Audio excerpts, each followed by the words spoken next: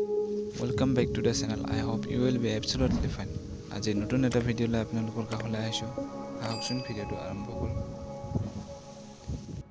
আজিৰ প্ৰথম কোৱেশ্চনটো হৈছে ভাৰতৰ সৰ্বপ্ৰথম ৰাষ্ট্ৰীয় উদ্যানখনৰ নাম কি?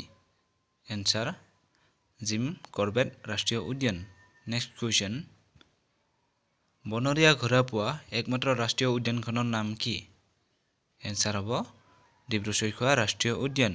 নেক্সট কোৱেশ্চন ভাৰতবৰ্ষৰ ৰাষ্ট্ৰীয় জন্তু কি? এনসাৰ বাঘ।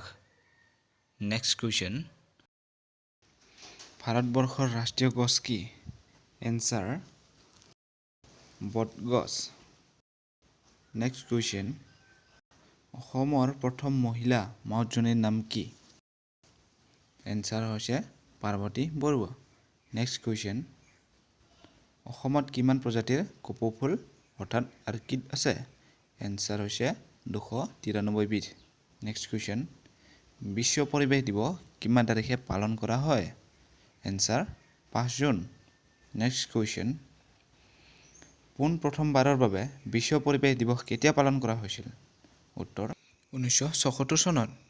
নেক্সট কুৱেশ্যন ৰেড ডাটা বুকত কি তথ্য ৰখা হয়? এনসাৰ বিপদাপন্ন উদ্ভিদ আৰু প্ৰাণীৰ তথ্য ৰখা হয়।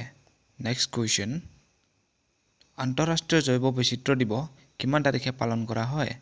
এনসাৰ 22 মে। নেক্সট কুৱেশ্যন বাঘ গৱেষণা প্ৰতিষ্ঠান ক'ত অৱস্থিত?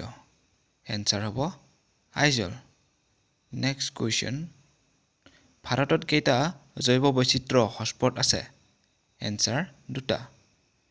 ভিডিওটো শেষলৈ চোৱাৰ বাবে ধন্যবাদ আৰু এনেকুৱা ভিডিও আগলৈ পাই থকাৰ বাবে চেনেলটো ছাবস্ক্ৰাইব কৰি ৰাখক লগতে কাষতে থকা বেল আইকনটো প্ৰেছ কৰি দিয়ক।